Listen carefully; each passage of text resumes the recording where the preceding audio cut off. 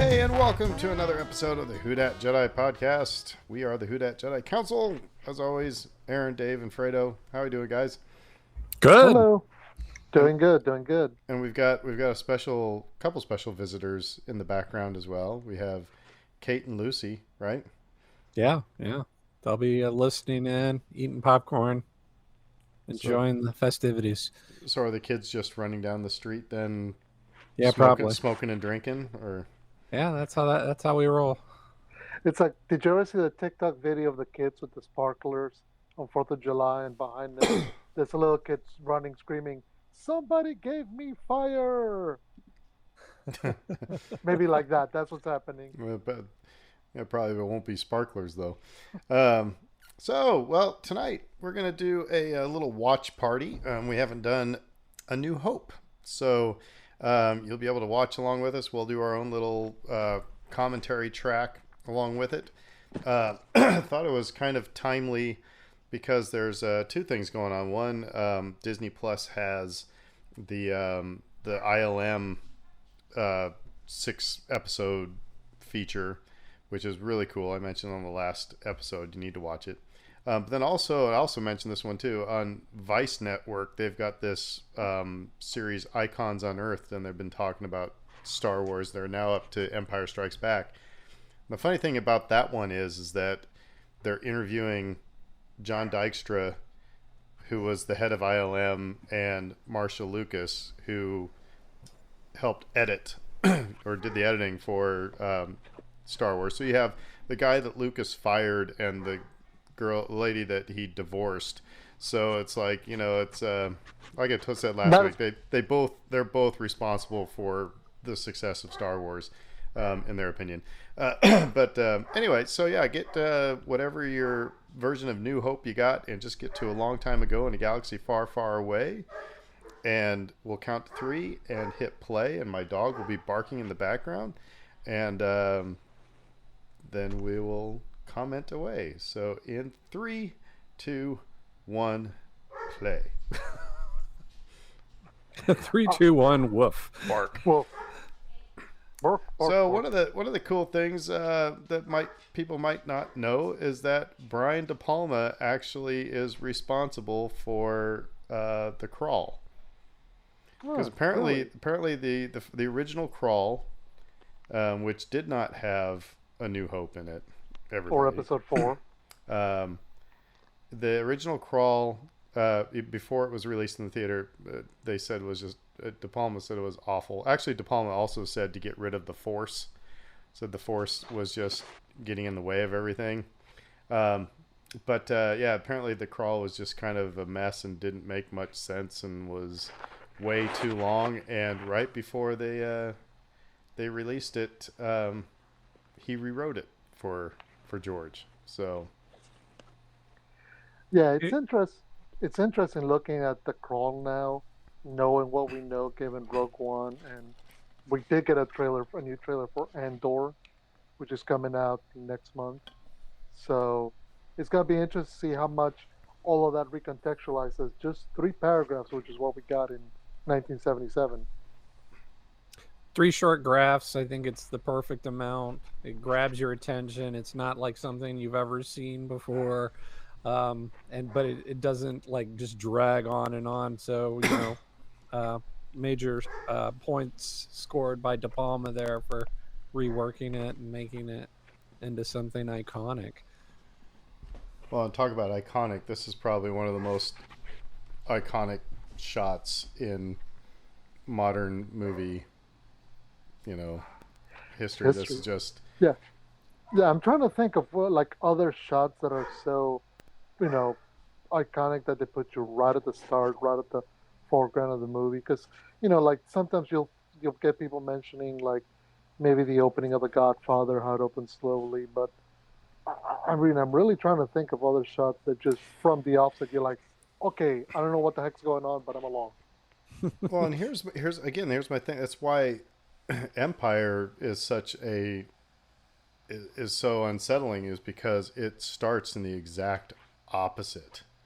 Here we're in the middle of a battle, and in Empire, you're in the middle of the Empire looking for their keys.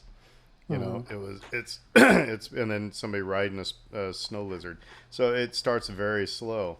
I think that George knew that just like this was hard to top, because like every subsequent movie after this, like the opening just doesn't hit in the same way until we get to Revenge of the Sith. Yeah, And then he finally is like, okay, let's see if we can top ourselves with this one. But until that point, he hadn't. And it's been lampooned. The opening of Spaceballs Yeah. is so hilarious, because of the riff on that. But It's also pretty, pardon me, ballsy to have the first characters that speak in your movie being two robots. Well, and it's something that we should know. You'll notice as we go along how little dialogue there is at parts in this movie. Like we're into the opening scenes. There's a shootout between two different uniform sets of people. The only bit of dialogue we've gotten is from this golden android dude, and the replies have been beeps and boops from this other thing, and it's like, you know, let's be fair. 1977 audiences were not ready for this. it's also a clue that you're getting into the Kurosawa influences right off the bat, where the narrator is not the main character. The narrator is these side comic relief characters. Yep, from the Hidden Fortress. Yeah, very much so. And I'm sorry, But it's still Stormtrooper armor is still the coolest costume that's ever been created. Even as we sit here and look at Darth Vader, Stormtrooper armor is just awesome. I don't mean that in like because I own Stormtrooper. That's why I own Stormtrooper armor, is because it's so dang cool. And I can't have Vader armor because I'm 5'9". You're too short to be Darth Vader. Yeah, very much so. I was gonna say right quick. Have you ever read the original script that George Lucas wrote? The original treatment that he had, where it was, Anakin Star Killer, Yeah. the Star Wars from the Journal of the Whills, all that stuff. It's an interesting read because what we're getting here in what becomes episode 4 is the middle part of a whole movie that just there's no way they could have made that. Honestly, it's just there's Well, just that's too interesting much. because that's what they talk about in this Icons on Earth, is that Marcia Lucas and John Dykstra both said that whole idea that Lucas had 9 movies in mind is kind of hooey. Marcia Lucas will say that is what she said. She said that she doesn't doubt that he had ideas that there was going to be this kind of planet and there was going to be these things, but 9 movies, and Dykstra just flat out says, nah, it's not true. So, I mean, take it with a grain of salt because, like I said, it's the guy who got fired and the ex-wife. So, But I mean, just to be fair, I mean, if George really meant for this to be a trilogy, a 9-movie saga, they would not have blown up the Death Star at the end of this movie. Well, I think he felt forced into doing that because of he the said the nature of, I don't know if I'm going to have another movie made. I don't know if this is going to be successful. So, like, let me give this movie an ending. But I think what you're talking about really hints at what we really know to be true about Star Wars, which is that it is always evolving.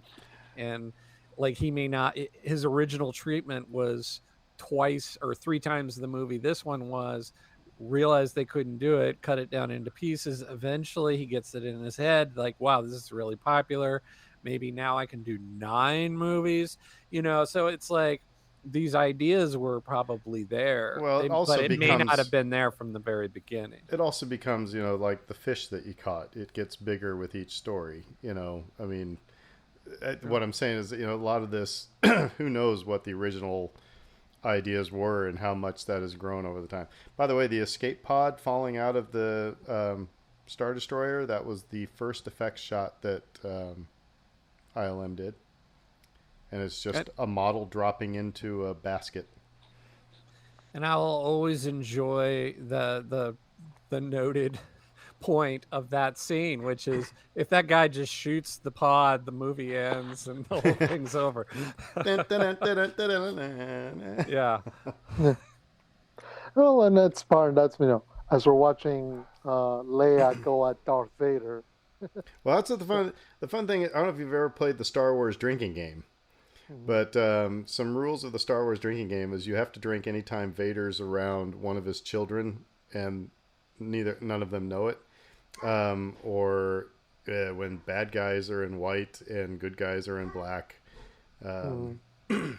yeah, Which would mean drink anytime you see a stormtrooper, which would have you pretty much. passed out drunk by an hour into the movie. And any time that Obi-Wan is being a detective, um, The formality of how Darth Vader speaks in these early scenes, I will say that Hayden Christensen had kind of had a bad, tough assignment in trying to connect this dialogue with an actual human being. Um, and we can all debate how successful he ultimately was, but I think that there was a lot of intentionality in that. Like, I'm going to speak in an oddly formal way with this now sort of cadence. imagine, if you will, if they would never gotten James Earl Jones, they would have left David Prowse, and we would have had that kind of Scottish accent I don't think. that he was throwing around there. You're part of the Rebel Alliance and a traitor. Take it away. Yeah, Get in my I think belly. that they would have gotten some other actor. I think at some point, yeah, because you couldn't have. So much of the role comes from the voice, because you know the power and the presence of Darth Vader is split between his physicality, the threat that he poses physically, and the fact that he sounds like the coolest dude in the galaxy. So So, you can't separate those two. by the way, we just came out of the Vader, K-pop. well, the Star Destroyer and the Rebel Blockade Runner battle.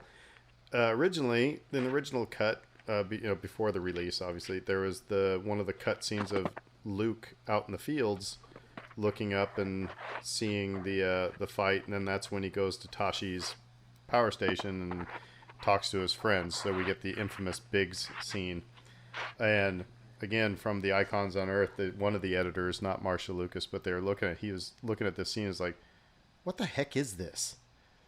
And George is like, it's the place where all the kids hang out. It was kind of American Graffiti, right? It's where the kids hang out. Right. And he's like, we don't need this. This is dumb. I mean, it's just like, this is awful. And so then he said, then we just have Luke's introduction be at the Jawa trade show. Um, Right. which again, By the way, there's watching these documentaries. It's like, this is why I say everybody needs. You can't have just a bunch of yes people. mhm. You have to have somebody that's going to say to you that you're going to follow with that song. No, that's a bad idea. Or you're going to do that. That's a bad idea, because otherwise we would have had a much different movie, guys. So Yeah. And also just to consider whenever you see fans and critics try to dissect everything, one of the dynamics that we always got to keep in mind is that a lot of this is done on the fly. They luck into some of the great moments, and sometimes they don't. Sometimes they're planned, and you really can't be too. It's not that you can't be too analytical. You have to be willing to go, okay, th- you know, some stuff's not going to match because it wasn't meant to match, and then something comes much later and makes it match. You go, oh my god, and that's part of the beauty of Star Wars, is that it's not built within. It's not like a puzzle where every piece fits. It's designed for something else. But by the way, I didn't want to get too far away without mentioning. So we saw the scene with Leia and Vader where they confront each other, and what I find interesting now, having seen Obi-Wan Kenobi, she says she clearly identifies who Darth Vader is, so she knows who she is, and she clearly is aware of his style because he goes, "Only you would be so bold as to attack an Imperial Senator ship." When do you think that she meets him or is aware of him? When, isn't she when did isn't she aware of him in Kenobi now? she's not, because remember, the She was only time.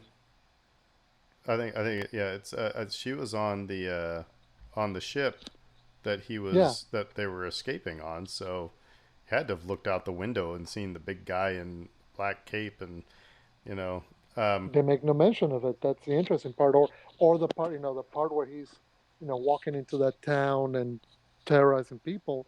Obi-Wan makes sure to get her down the tunnel first. So it's interesting. I mean, it makes me wonder now whether we'll see any kind of further adventures where they might bump into one another, so to speak, or if you'll just see him on the Senate, where he's threatening a senator. and by the way, full disclosure, that this movie starts off fast, but then gets really slow once that we get on to Tatooine. So, but the Jawas were, I mean, this was just such a weird movie from the get go. Mm-hmm. I think stylistically, when you're talking about how it slows down, it actually really works thematically. Because this is, this desert planet that's a very slow life that they live here. The, moisture farmers, it's boring. There's nothing going on. And I think, as I said, it really sort of ties in with the theme. So, as a 7-year-old, you get a little restless during some of these scenes, but as an adult, you can appreciate some of the ideas behind it. Of course, the Jawas are amazing and hilarious, and we all love them now. Suka. Actually, they're jerks.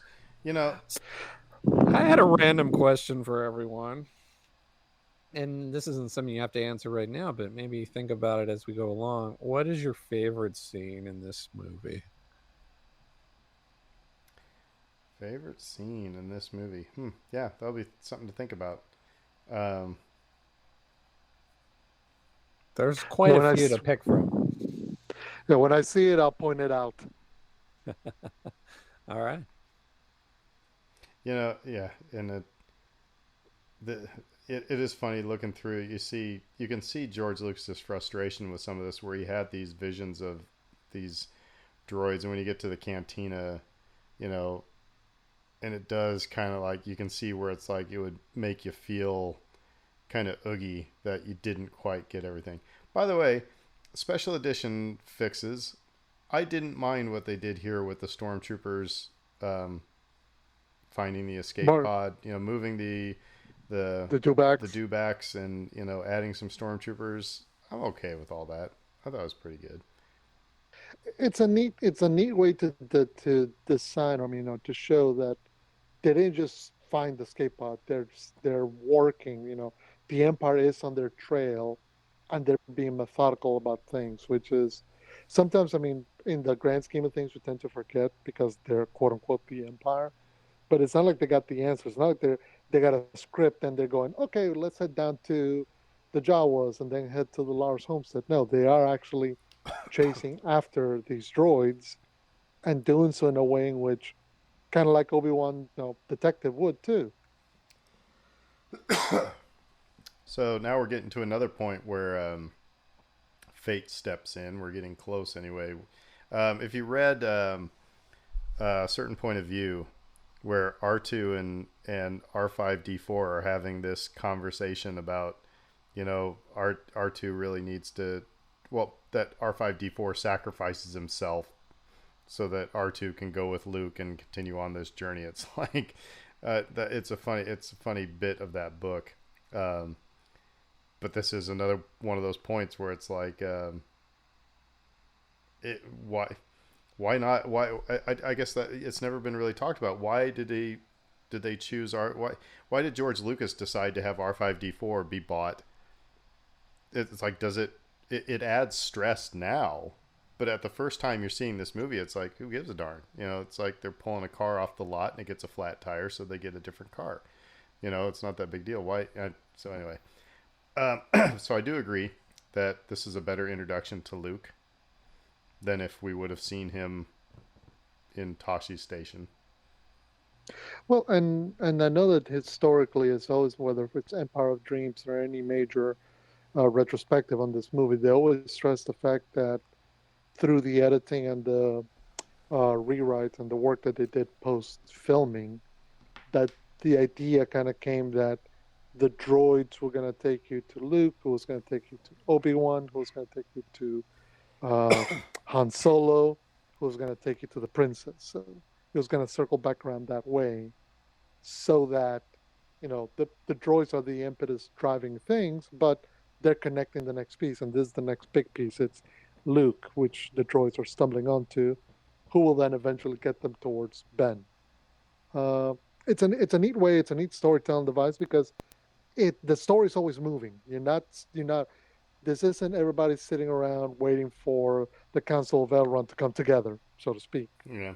This is you're going from one spot to the next, to the next, to the next, and even though not much has happened plot wise, in terms of the action, we know that stuff is happening because we're seeing it happen. Um, and yeah, this is a great way to introduce Luke because there's no reason for you to feel one way or another for him, good or bad. This is who he is, and this is who our heroes, the droids, are now tethered to for the next little bit. You were talking earlier about how the voice of Vader had to be uh, had to be changed at some point, and I know that originally they thought that way about C-3PO. Yeah.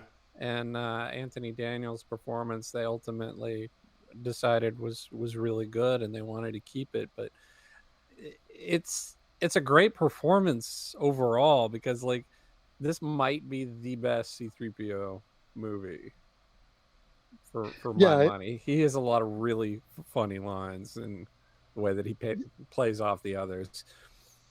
in video game parlance, they almost nerfed him in Empire and Jedi. Like they go from because he's still very much the butler droid type that the other two movies portrayed him as, but he's very intelligent in this. He's recognizing the threat of the Empire. He's recognizing that the prince is involved. There, he's recognizing, he's making choices and that are leading the story forward. And that's all. A lot of that stuff kind of goes away from here on out. He's going to be more of a passenger as opposed to a driver to the story. But I mean, it's interesting. He, you would think that he would be a little bit more in the know. I mean, when we see the recording of Princess Leia, coming up soon, that it's someone of some importance, I believe. It's like, Well, I mean, is he dumb or is he playing dumb? I don't know. I would say playing dumb because what was his second line? There'll be no escape for the princess this time. Right. So I mean, that's my thing is and I don't know. We're also retconning some stuff. It may have been an oops in the development of the movie. Who knows? But you can retcon and it it could into also, it I him mean, being him playing stupid. What cracks me up is him it could holding also a be rag programming. here. It could But also be anyway, programming for him, yeah. where he's programmed not to betray his master, so he can't Mm-hmm. reveal more than what he knows. But I mean, to your point, Aaron, about Anthony Daniels and his performance, his is. I mean, we made mention of Darth Vader and James Earl Jones. There's a lot of great performances in these movies where it's a puppet or it's an actor in a suit, and 90% of the performance is coming between the voice actor, the voice acting, and the physical performance. It's not just sometimes it's two different people, or sometimes it's one person doing it two different ways. Because I believe some of his lines may have been redubbed or whatnot later on. But you're not seeing a mouth move. You're not seeing his eyes don't blink, but you're getting a full performance from Anthony Daniels here.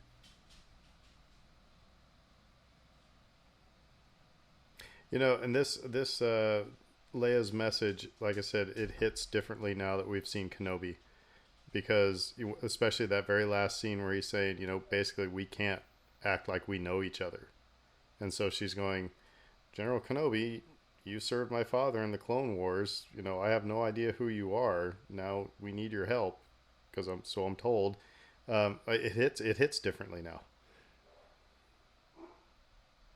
It's also like it sort of underscores that there are no coincidences. Like it seems odd that he would get these droids, right? But Because of all the places in all the worlds that the droids would end up, they'd end up with Luke. But it's like, well, no, it's natural that it ended up with him because he's, he lives a few blocks away from Obi-Wan basically, because Obi-Wan's been watching out for him all this time. And I think like that was one of the smarter things that they did in Revenge of the Sith to sort of set that up, and then they paid that off further in Obi-Wan Kenobi, and it was really To, good to see. to steal a line from another movie, they use the Force. That's not how the Force works. Yeah, no, it's smart because I mean, also, it's bringing stuff back together that we know there's a connection between these droids, Obi-Wan, Princess Leia, and Luke, and Uncle Owen and Aunt Beru. We know there's a connection I, between all these characters, but when you saw this initially, you didn't know anything of that. that's what I was just gonna say. Is that this scene right here, the meal scene with the blue milk and everything, this hits a lot differently. I've said it before in our podcast. This hits a lot harder than after seeing Kenobi. Like, Owen and Beru shooting looks at each other, and you knew something was up when you first saw it. It's like they know something that we don't know, and now it's like I said, it's even more powerful now. So Well, I mean, and so what again, hats off to the people who what Kenobi, what it ended up doing. It made this movie better. A lot of I moments, better. I love the looks that Beru is giving Owen, particularly now that we know the kind of character that Beru is from Obi-Wan Kenobi, how she's far more uh, willing to tackle the problems head on as opposed to Owen trying to hide them. She keeps giving him glances. You catch it like by in the background. She's looking at Luke and then looking at Owen like, dude, just tell him. He needs to know. And Owen keeps trying to put it off.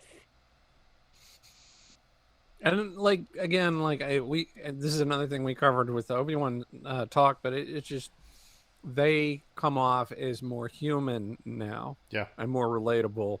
Whereas before, it's just like, gosh, these are a couple of real sticks in the mud here. Like, why are they so hard on this kid? Yeah, Uncle Owen's a jerk. And now it's like, well, goodness, you really begin to see them in a little bit different light now. I mean, they like stuff like this, like he has too much of his father in him, and it's like that's what I'm afraid of. And you're like, yeah, they would know, they would know, and And again, in Kenobi, they put that line in like you did Anakin. exactly, He that so Owen is well aware of what went down. Um, Probably one of the most iconic movie moments ever. Anybody talks about it, they always talk about the twin sunset, and it's ladies and gentlemen, Mr. John Williams. oh, now we got to do this with Danny Elfman. uh, no, I mean it's a gorgeous shot. Do you think that in some ways, some parts of Star Wars have become too beholden to that shot? Because you saw it repeated at the end of Revenge of the Sith, and then you saw it repeated at All the right, end of The Rise of Skywalker. so let me answer that. Let me answer that in a really weird anecdote. So when I was in undergrad, when I was a percussion major, um, we every now and again as a percussion ensemble we would do an improv instead of we would just make up our own music. And there was one time it was at dress rehearsal we were doing our improv and it was awesome. Everybody in the room was like, "Holy crap, that was!" We were just over the moon about it. So at the concert that night, we tried to recreate it, and it fell flat. It fell flat.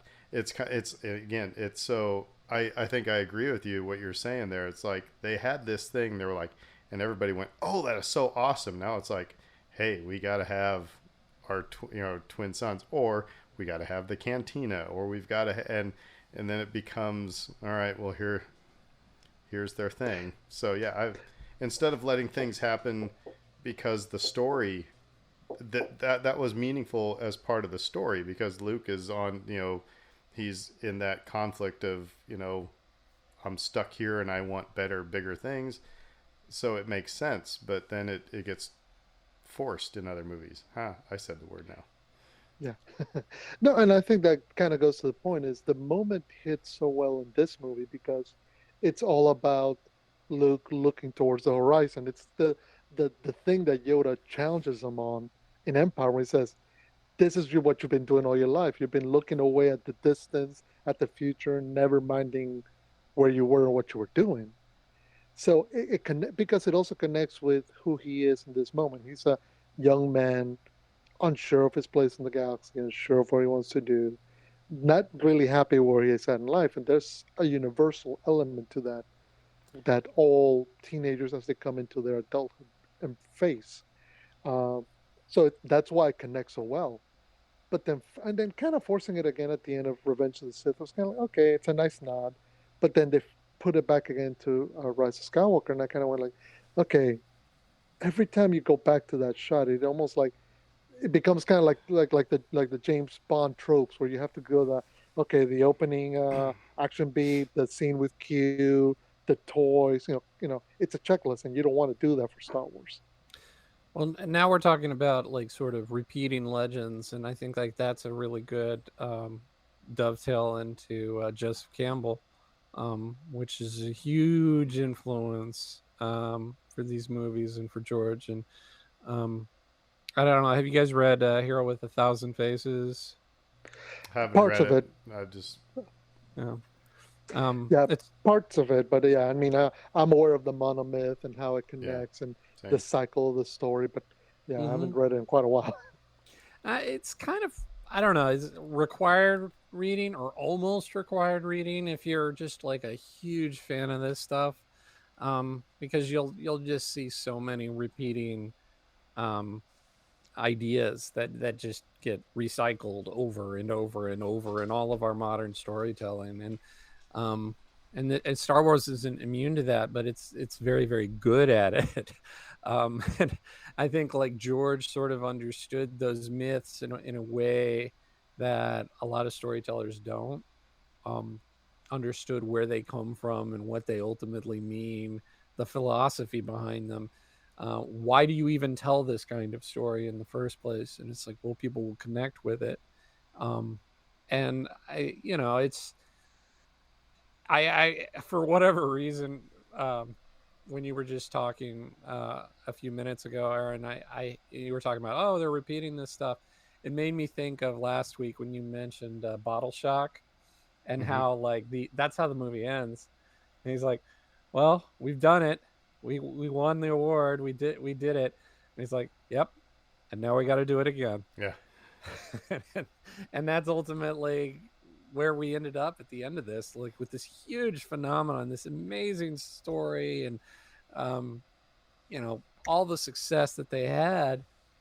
Okay, well now we got to do it again, but we got to do it a little bit better. We got to do it a little bit differently, and we got to see if we can continue to connect with people in this way, which is really what is at the heart of what Joseph Campbell was talking about in the first place. Sorry, this moment here hits harder too when he says when Luke mentions the name Obi-Wan. That's when Obi-Wan knows, all right, now it's on. Mm-hmm. It's Is it like what? a door has opened and now now I can make my play. Um,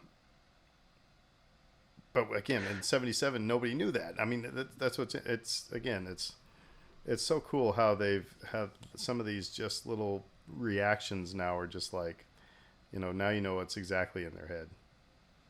Yeah, and it's also interesting because now that we've seen Obi-Wan Kenobi, I'm looking at it when it says, he clearly recognizes Ben because he's met him, but it makes me wonder if that was the first, last, and only time they've talked to him up until this moment.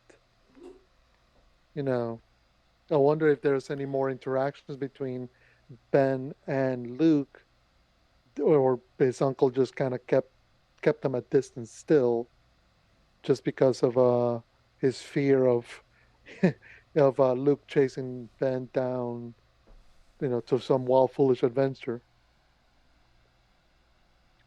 But yeah, no, it's a wonderful moment that now you recontextualize all the other elements when he's talking about who he is, and this scene coming up in Ben's homestead, Ben's place where he starts talking about giving you the background. I think, Dave, I think this is my favorite scene. It's always just kind of it's very slow, but it's always been one that is. I mean, it's where you first see a lightsaber. You know, you hear about the Force and you hear about Jedi. And the music is awesome. I think this is probably my favorite scene. It's a 4 or 5 minute info dump done perfectly. When you look at it from the standpoint of the point of this scene and Yeah, this here's story, all the crap you need to know right now. exactly. But it does it so effectively. Now, I mean, let's be fair. Sir Alec Guinness is giving you the information. You're not going to get a better teacher to give you a ton of information in one go than him. But at the same time, it's the fact that he's weaving these tales, kind of like Dave was saying about Joseph Campbell. He's wrapping up these myths and these legends, the Clone Wars, Jedi Knights, lightsabers, and he's doing it in such a perfect way so that you're caught up into it. By the way, fun fact is that they had to do a reshoot on Revenge of the Sith to have Obi-Wan go pick up Anakin's lightsaber, because otherwise it's like, how the heck did he get it? So that's kind of funny. That would have missed that one, yeah. But this is the call to action, It right? is. Yep. The call of the hero. He's going to go out on his adventure, and again, and initially he rejects it, and He has to. yeah, because it's just like, well, I just can't do it, and but yeah, the world building here. This sparked people's imaginations back in the time. Like, if you didn't grow up with this, it was like, Well, it's world building for us. It's also world building for Luke. Luke's having the same reaction that the rest of us are. He hasn't heard of all this junk before either. So, but I can tell you the playground arguments that went on over some of this stuff. It's the Clone Wars. What were those all about? Well, I know because I read in this magazine, X, Y, and Z, and we all got caught up in it, along with Luke. Because one of the smart things that George and his co-creators did was they gave you just enough information. I mean, they don't tell you what the Clone Wars is. You have no idea what it refers to, who fought it, who won, who lost. You have none of that information here because it doesn't matter. It's a previous conflict in which Obi-Wan and Darth Vader and the Jedi Knights were all involved with long ago, and now that's done. That's over. We're not fighting that story. We're talking about this story. But it helps to contextualize that this is that lived-in universe that we go on about that we're living in. It could tell, this tells you, no, this isn't just, window dressing. It's all serving the idea that there's been history. So, my headcanon, when the message is being played right there, and she says, the plans are stored in this R2 unit, and Obi-Wan shoots his eyes over to R2, my headcanon says that's when he recognizes, oh crap, this is Anakin's droid. Because R2 is everywhere. So, and again, this is all retconning. This is all just, my headcanon, but it works for me. I mean, remember, in Revenge of the Sith, Obi-Wan is making loose wire jokes about R2. Yeah. To the point that Anakin's like, hey, he's trying. So he knows who R2-D2 is. It's wild. And again, my wife brought this up. Is like when you watch this, it's like you also think about the actors involved and how much Alec Guinness hated this stuff. Hated it enough to do 3 movies. So. I'm sure it was a nice retirement bonus for him. But well, that's just it. There was a lot because he's part of a generation of English actors who, bombed through London in the 60s and, meaning they just partied and were awesome in the London theater scene. And they all came to America and they all acted in great epics. Him, Laurence Olivier, and what's his name, Richard Harris, actors on that level. But that because of the system in which they worked, they didn't make a lot of money. Weirdly enough, it's the guy who's walking in right now who probably had made the most money, Peter Cushing, from his Hammer Horror time days. because they look, it's low budget, whatever, but you're getting paid up front. Whereas a lot of these guys that acted in these big epics and Oscar-winning films, but they didn't really have a lot of to show for it. So that's how you end up with Sir Lawrence Olivier in Clash of the Titans, and you know Sir Alec Guinness in Star Wars. So one of the things that has never quite been explained is why, and if you've read the novelization of Star Wars, it's really cool because you get inside. Vader wants to kill Tarkin, just wants him dead. But it's never quite explained why Vader is second in command to Tarkin, when in every other instance he is the Emperor's right hand buddy. That is. So who knows? Let's speculate. Maybe Andor will give us a little bit of that. I hope they do. I mean, we've seen bits of Tarkin in Clone Wars and in Rebels and obviously in Rogue One. So we know he's a shrewd manipulator and operator. We know that he knows how to land on the good graces of the Emperor, which is what keeps him in charge and in power. But yeah, it's interesting that the dynamic here is Tarkin's in charge, and Vader's just to the side just to choke and threaten and kind of go on a wild goose chase if he needs to. By the way, before go ahead. Oh, I was just gonna dovetail off that briefly. It was just like when I was a kid, like I don't think I really noticed that until later on either. Mm-hmm. Like that Vader was always like the big bad and he's scary. Oh my gosh.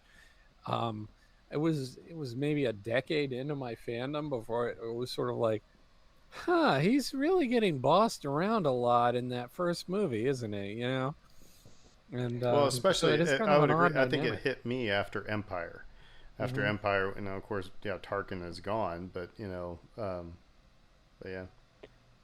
Yeah. No. By the way, I was gonna say that I saw an interview of Peter Cushing, like a video of an old interview, and he was laughing because one of the funny things about him is that he's doing all those scenes in his slippers. In his slippers, yeah. Yeah, because hey, they never shot, most of the shots are from the waist up, so And he's not Fredo, comfortable. I'll never see this scene the same again. I mean, Yep. I think again, that's kind of your head canon, but I'm sold on it that the reason why the Lars homestead gets blowed up is because they put up a fight. Otherwise, the Empire would have walked in, they would have looked around, they wouldn't have seen anything. I mean,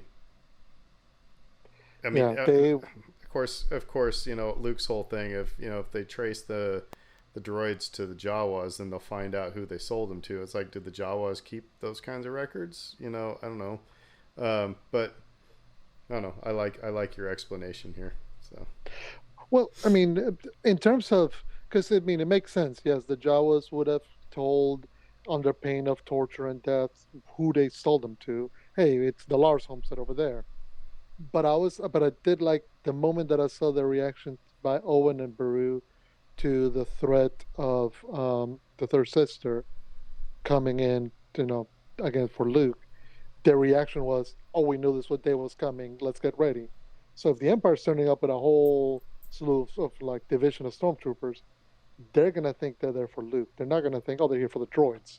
So that would lead them to a shootout, and we know, the Empire's attitude is, "Oh, you put up a bit of a fight, okay, you gotta go." So I also have now some rhyming with this torture bot and Mhm. and Leia and that similar turn in Obi-Wan Kenobi, which again we like our rhyming in Star Wars.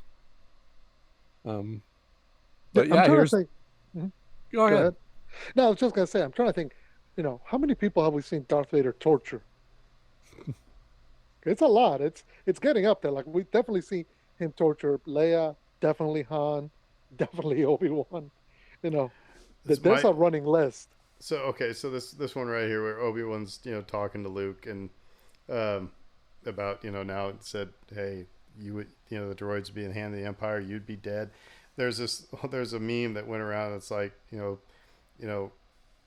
learn the ways of the Force, Luke, and Luke says, no, I gotta stay here, and then Obi-Wan talks into his sleeve, "Call in the airstrike." And he says, "What?" Nothing. Obi-Wan killing off the Lars family so that he can start his journey. Special edition ad here, Mos Eisley? No. Good idea, bad execution, I think. In some respects, the first opening shot of them going into the city is bad. This little shot there of the city is okay. Now it looks like you're in a video game. The Ronto knocking off some Jawas. Okay, funny, har har. Again, I get it. The special editions were R&D for the prequels, but honestly, this is the difference. In the original cut of Star Wars, it's a very lean movie. It's bam, bam, one moment to the next, leading you to the next, leading you to the next. That's why moments like that with the Ronto, kind of stick out. Not because of the effect difference, because we know that there's a lot of effects cleanups, like when we see the Millennium Falcon take off, different shot. That doesn't stick out because it's fine. We know what we're seeing. That one does stick out a bit because it's incongruous. It doesn't fit the rhyming or the rhythm. mood exactly. Thank you. The rhythm. The pacing. Yeah. It feels like it'll feel more like an episode 1 joke. By the way, that was on the other day, and I got to the spot where Jar Jar steps in Ronto poo or whatever, and I literally was. Ugh. And I went, well, wow, that was a natural reaction to that part because I was enjoying the movie up until then. We just skipped over the Obi-Wan mind trick, which has given all of us endless jokes our entire lives, which we thank him for. And now we get the cantina. Which, how many times have you heard something compared to the cantina scene in Star Wars? I gotta tell you, when you talk about favorite scenes, I don't think this one made me go ooh, ooh, ooh, ooh, ooh, ooh, ooh, as a kid. I mean, it was like whatever. I mean, okay, it was. Of course, I hadn't been watching movies for 20 some years or whatever, and to see this would have been a shock. Yes, but no, it didn't make me go over the moon. I try to remember my original reaction because, obviously I saw this movie for the first time when I was very young, and I can only recall particular scenes. The opening sequences really jumped out at me. The droids in the desert, those sorts of images are seared into my brain. I'm with you. The cantina didn't really do a lot for me. I also think about what are the scenes that I recreated with my toys, and the cantina wasn't one of them. I wasn't I'm just saying that I'm different from all the people who are like J.J. Abrams are like, you got to have a cantina scene. It's like, no, you don't, but whatever. But what's interesting is because I've seen, like, in other movies, not even like Star Wars related or space related, where you'll see a moment go, oh, that's the cantina scene from Star Wars in this movie. Like, I'm thinking, like, there's a scene in Hellboy 2. There's what's the other movie? There's a number of different movies, but they obviously make reference to, this is our version of the cantina scene where you step and you see all these wild and freaky and outlandish characters, and you're like, I guess that became a touchstone for a lot of filmmakers to, okay, a room or a place where you've clearly stepped out of your boundaries, and it might be dangerous, but it's amazing to look at. What's an interesting thing, what I'm thinking about right now is the difference between the way the cantina is now and the way this same cantina is in The Mandalorian, where it's gone from like the popular place to Joe's Corner Bar that only 2 people go to. Yeah, it's obviously different Tatooine, different dynamic. We saw in The Mandalorian how places have changed after the end of the Empire. But by the way, I don't want to let us get to pass away. that's a cool moment where you almost see old Alec Guinness kind of come back into the foreground because so far he's been the kindly old wizard, the kind master, kind of exposition and being fatherly. That's the gunslinger aspect of Obi-Wan Kenobi that came out right there when he's like, "Oh no, he's not worth anything to you.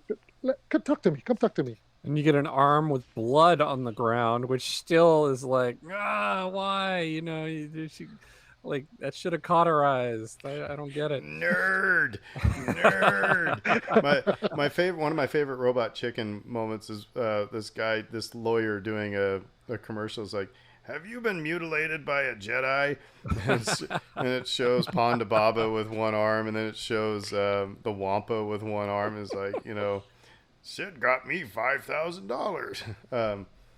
You know what the Cantina does for me personally is it makes me think of from a certain point of view, the book you'd already previously mentioned, because I think there's like a half dozen, if not more, stories from the Cantina, and it's like Tales from the Cantina. Well, I've got that book, Tales from the Cantina. Yeah, cool. And I just think like it has inspired so many people's imaginations that I don't want to poo-poo that. Like that's cool. That's really, really, really cool.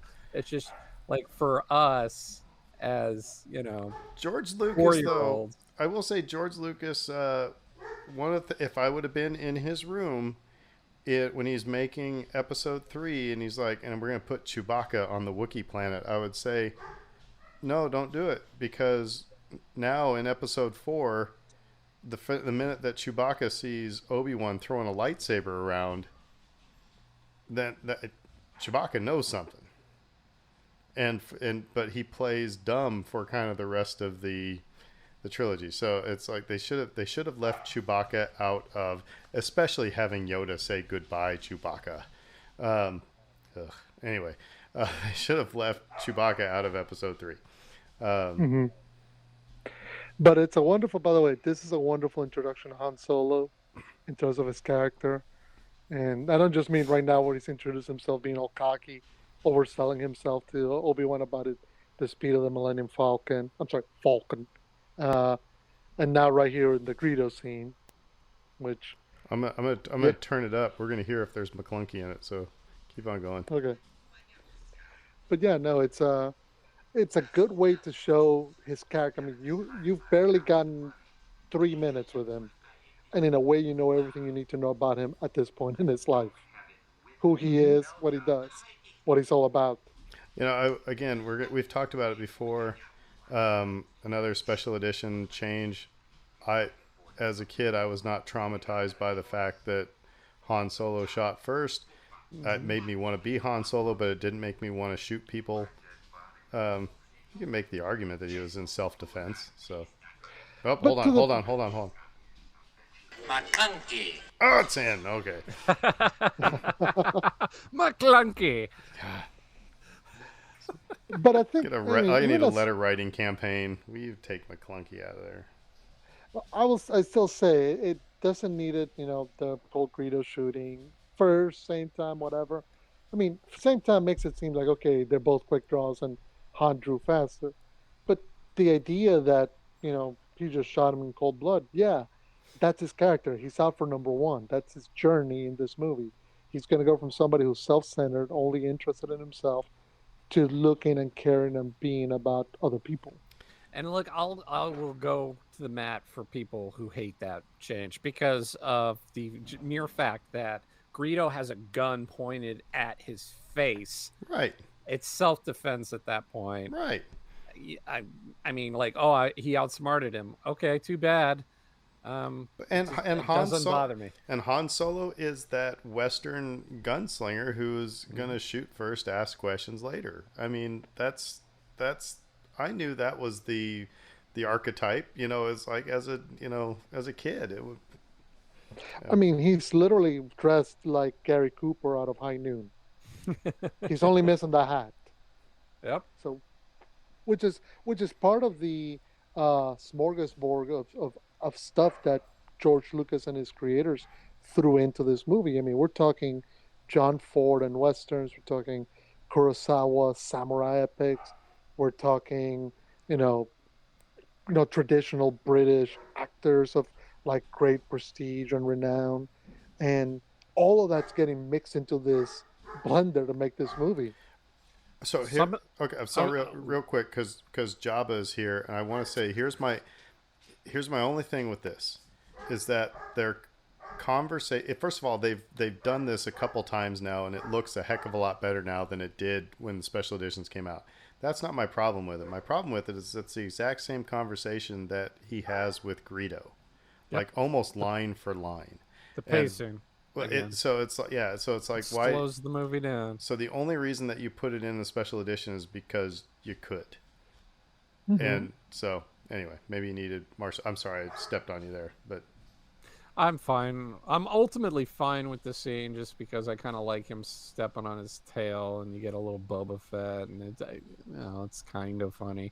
But yeah, again, anybody that says it slows the movie down, there is absolutely right. It slows the movie down. It's repeated dialogue. You don't really need it.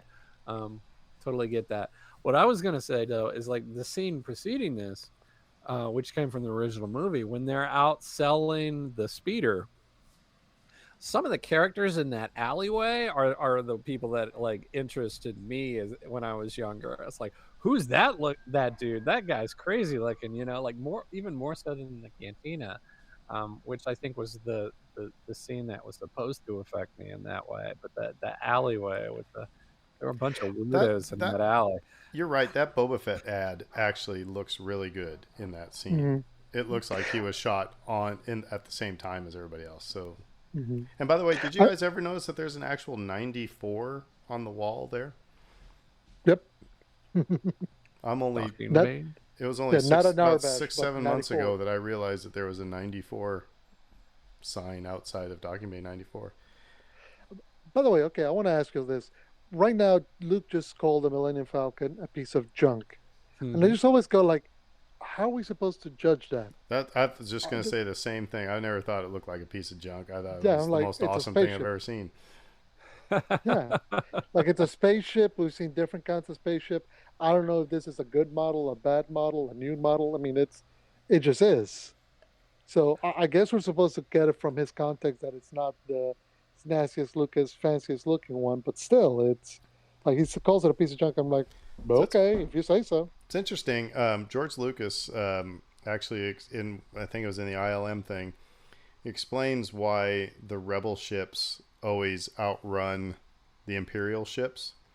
Is because the Rebel ships are basically like the kids with their hot rods. They're souping things up. They're tinkering with things, whereas the Empire is, taking things straight off the factory line, and that's what it is. It's just kind of an interesting. I mean. And especially coming off the heels of American Graffiti. I mean, so. In many ways, they're the moonshine runners of the old 1910s. Well, yeah. Whereas the other guys just got the standard Model Ts. Yeah, makes sense. I mean, if you're going to have to run from the cops, make sure you got something that's faster than what the cops got. By the way, I got some moves. We'll outrun them. Yeah. Coming up. He's moving slightly to the left. He's sort of drifting slightly slowly over in this direction. Yeah, but the look of the Falcon, yeah, it captured everybody's imagination. We all loved it, but I think part of the reason was what you were talking about earlier, which is that this universe feels lived in. And I know that a lot of people complained about the look of the prequels because of that. Everything was too new and shiny looking. Everything here looked more lived in, and there's probably a happy medium somewhere between those two extremes, because the Falcon does look a little beat up, but we didn't care. It looked like the greatest thing ever, like you said. But I'll say, and one thing that I really appreciate about what they've done with Mandalorian and Book of Boba Fett is they've stayed true to the look in the original trilogy. They've tried to match that lived-in look, whether it's the Racer Crest or the Naboo starfighter that Din is now floating around in, or the environments they're in. It looks like this is the same universe as these movies. And here's Carrie Fisher throwing off a English accent to laugh at Peter Cushing. But it's such good dynamic between her and Peter Cushing in this scene, though. I mean, for a 19-year-old actress to stand toe to toe like that with Peter Cushing, that's impressive. I mean, and she did. She held her own. It was That's the other thing. When you watch the casting, imagine this with Jodie Foster, or what's her name from Laverne and Shirley. Yeah. You know, Cindy Lewis. I think that was her name. You can't. It's like when you talk about it was destined to be this, or Kurt Russell or Christopher Walken as Han Solo. It's like, wow. I mean, one little change and it becomes Gary Cherone with Van Halen. It's not. But and I do love that, and you see in their acting and in the way that they're going at one another, it's a chess game for the both of them.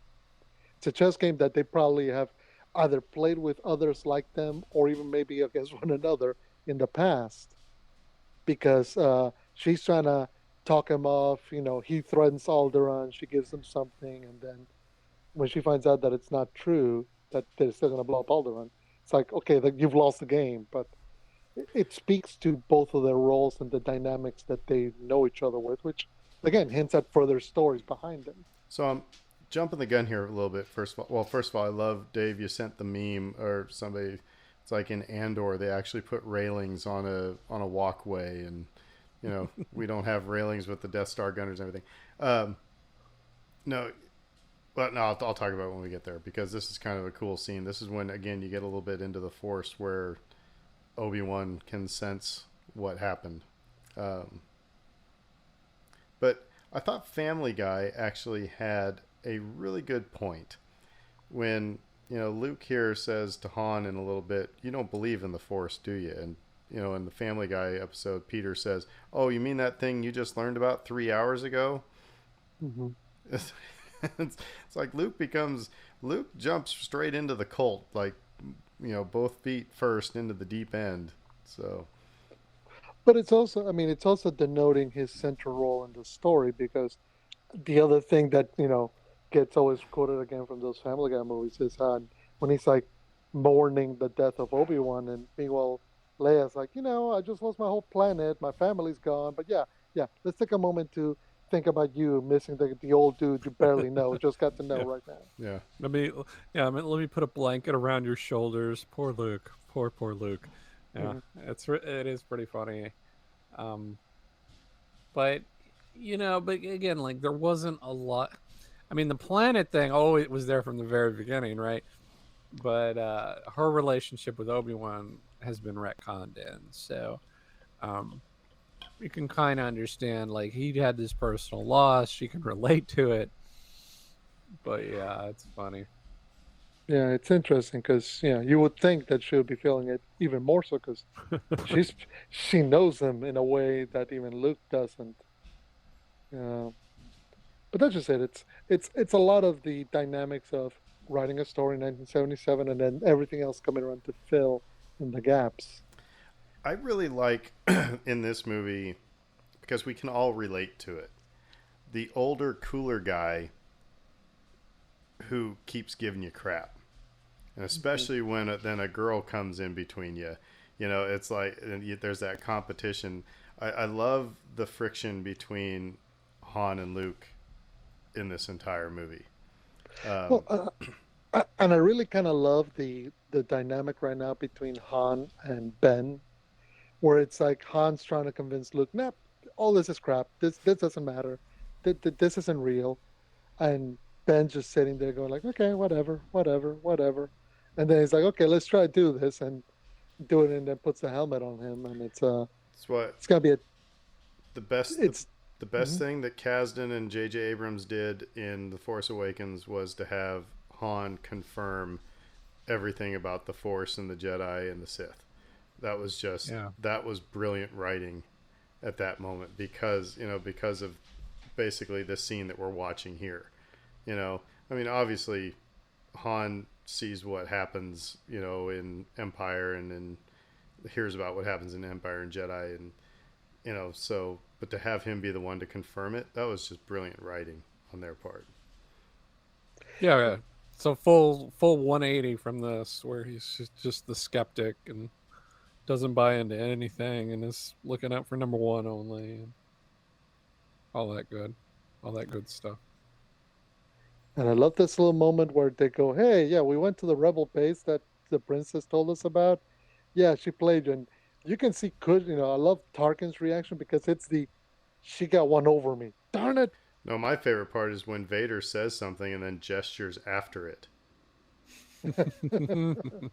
that's that's when it's like, couldn't you have dubbed in the voice a little bit better? But I mean, they were scrambling at the end. They're scrambling at the end. I mean, it's huge. It's like this movie had no business being as good as it was, and as well received as it was, with all the stuff that was going on. You got to watch, if you haven't watched the ILM stuff. Oh my gosh. Yep, free plug. Well, and as you said, it's we've said a lot. They were having to invent stuff because none of this existed when they were working it, and they didn't even know if it would work, how it would come off, if it would look cheesy, if it would look cool, and it would be a lot. It was a lot of effort to make all this seem seamless at the last minute. But the fact that it did as well as it did, it's a testament to their craft and to their talents. Because, geez, there's 100 little stumbling blocks along their path, and they managed to avoid all of them. What is the cooler ship? A TIE fighter or an X-wing? X-wing. I think TIE fighter. I liked the TIE fighter when I was a kid. Yeah, TIE fighter was cool. No, I'm sorry. Actually, I think some engineer built a model of an X-wing in a computer model, in a computer system, realized it's not that aerodynamic. But I still don't care. It doesn't matter. It's space. It doesn't need to be aerodynamic. Yeah, but when it comes back into like land and whatever, and hey, there's no moon. And is actually, this the very first? So, and I hate it when people put science in my Star Wars. But when like in Force Awakens, when Poe does this big like loop, and like somebody said, yeah, the G-forces should have killed him. It's like, stop it. It's just stop it. But by the way, was that our very first? I have a very bad feeling about this. It is. It is. Yeah. Yep. Isn't that funny? Some of these things that they're just one-offs, But I've got a bad feeling about this. Obviously that then goes into every movie, but that's no moon. It's a space station. That became, what you said when something was larger than life. It was used in the movie Twister. But again, it's just one line. Mm-hmm. And we're at the point in the movie where I had to switch the LP because I had the double record set of, it was the audio of the movie. I've probably listened to the movie far more times than I've seen it. Because we just had, like I said, 2 LPs, and this was where you had to switch records. Yeah, by the way, I love that little moment where the Falcon's coming into land, and the way that the brass music just kicks up and the theme's just blasting away. Hey, Princess Leia might still be useful. Maybe let's not kill her. Yeah, and again, this sort of goes back to we're going to track the ship, which was a little trick that he picked up in Obi-Wan. We're going to track the ship. Isn't it convenient that the Falcon was brought into the hangar that's closest to where Vader and Tarkin were? Because as big as the Death Star is, if he was on the other side of the Death Star, that's like going from, Louisiana to, Florida, wouldn't it? I hate it when people put science in my Star Wars, but anyway. I'm just laughing because now I'm just thinking about Mel Brooks running in space. Well, it's like, if I didn't run the movie, if I walked, the movie would be over. All right, so we talked about the retconning and how Obi-Wan has improved things a lot. For me, that line where Vader's like, a presence I've not felt, do you not know who that is, first of all? And if you do know who that is, why haven't you lost your temper and you're like literally cutting through the Falcon with your lightsaber at that point? Right. Or just using the Force to rip it apart. Maybe he's been going to therapy, Dave. Maybe he's learned to control some. the smuggling hatches here, I always thought was the coolest thing as a kid, and we really never see them again until Solo, I suppose. That's where they put the coaxium. Um,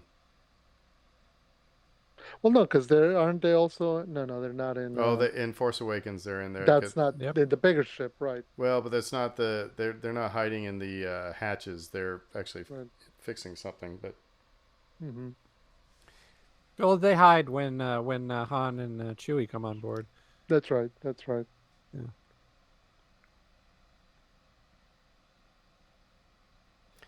so dumb stormtroopers. You hear a blaster fire up the ramp, and you don't even flinch, and then somebody calls for you to help, and then the only yes, okay. So 501st knowledge here. TK421 was the original. The guy Albin Johnson who created 501st. That's his TK number. It's TK421. So Calvin Johnson's right about Mel Johnson. Sorry, Blazing Saddles reference. Howard Johnson's right about Melvin Johnson being right. That's right. I love how shaggy some of these Imperial officers are too. It's kind of fun. It's like, It's the late '70s. Yeah, it's like look, I'm not surprised. I'm surprised we don't see any more handlebar mustaches and whatnot here. But again, that's Yeah. what they did so well in Rogue One was they matched that, which was cool. Mhm.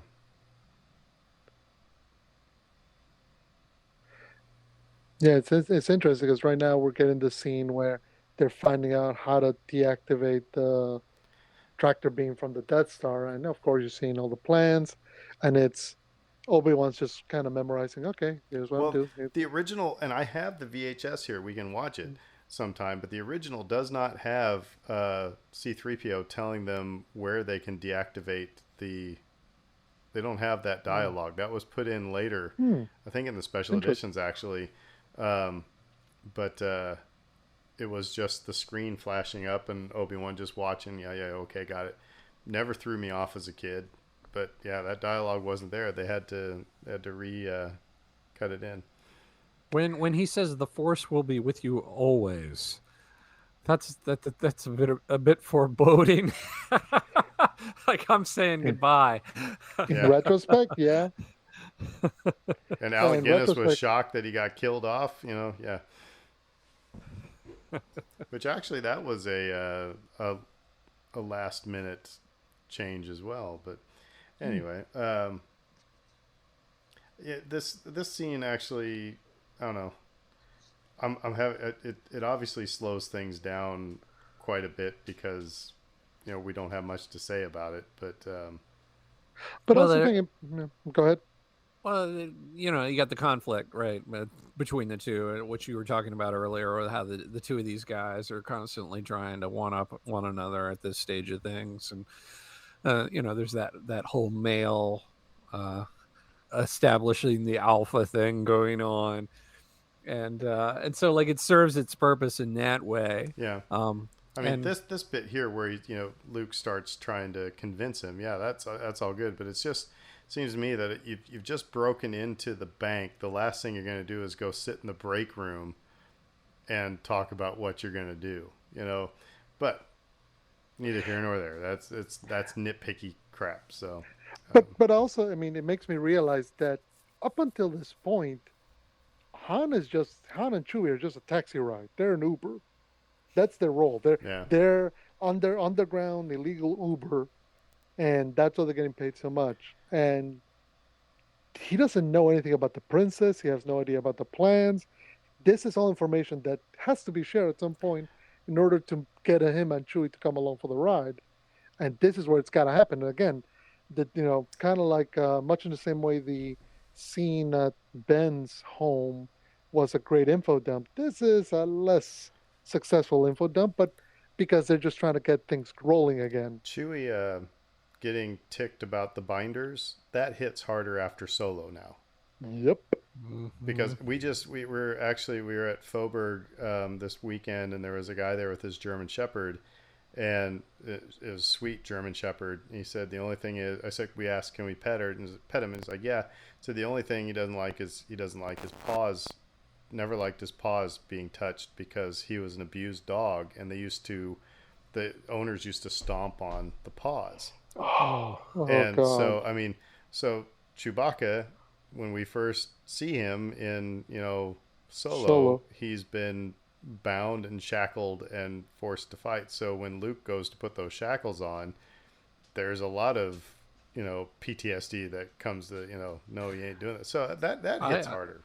I also feel like the scenes in Kessel were really impactful for him in that movie as well, where it's like he sees his brethren imprisoned in that manner, and that really got to him.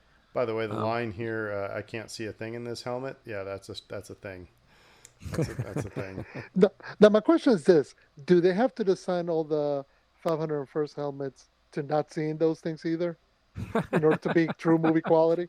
Well, I mean, it's just you have no peripheral vision at all. All you can't see below you. All you can just see is straight ahead. So how did they get those guys all to march in unison, or how to run around shooting at stuff? That's a good, maybe that'd be a question if you ever get at a convention, or if we ever get somebody who was in one of these movies as a stormtrooper. How the heck did you manage to shoot around and run around with that helmet? I love how bumbling these guys are. They don't know what. So it's they stick out like sore thumbs because it's like they don't know when the elevator is going to open. They don't know which side of the elevator door is going to open. It was just really well mapped out and played. And this is where I answer my own question from earlier. This is my favorite scene in the movie.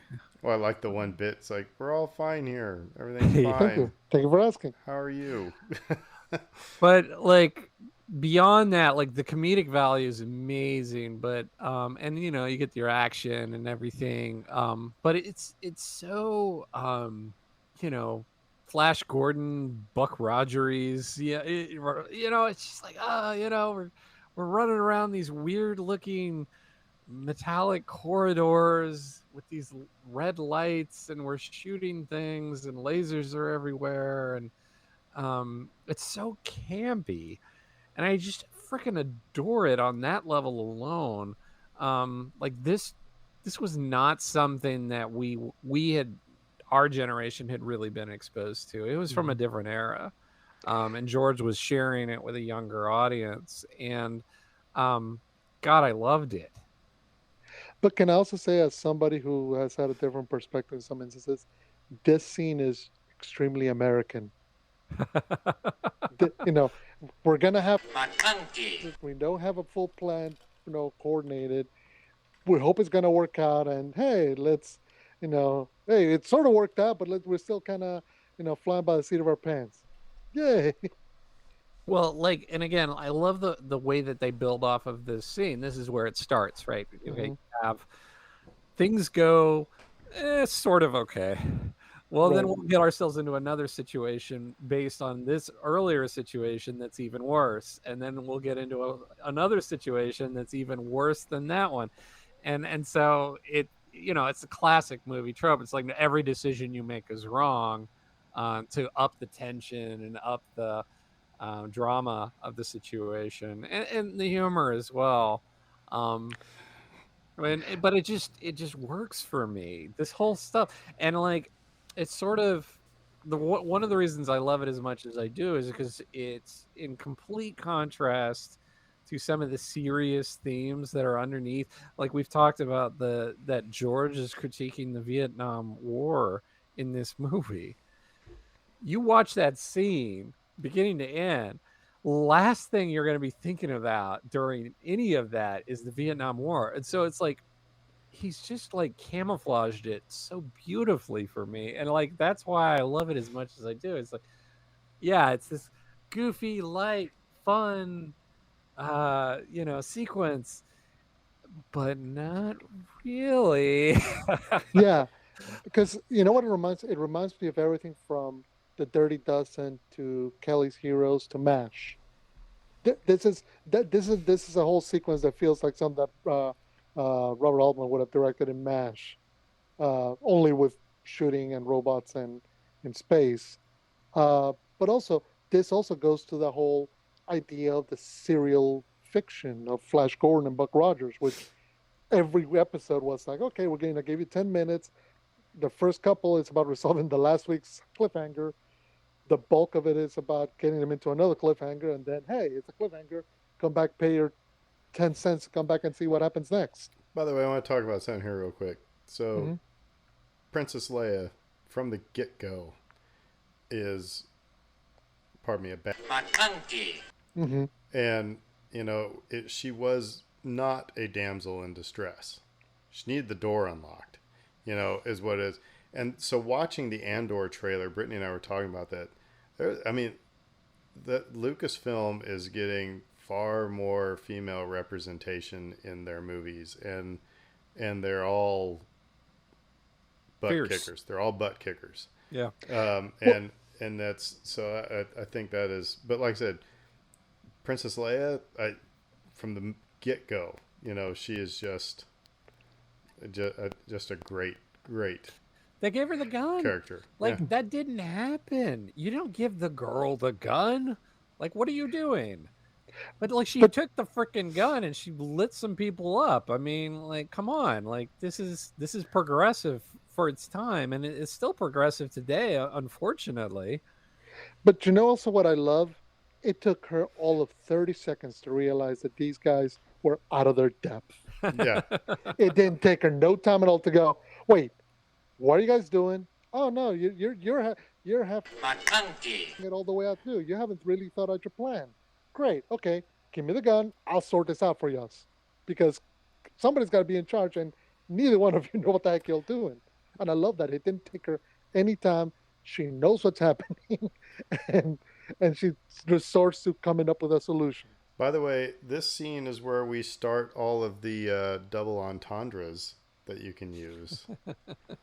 So just I won't repeat them because Dave will probably want to edit it out. But there's a lot of starting here, and then when they find the Millennium Falcon, there's plenty of double entendres that just make 12-year-old Aaron giggle.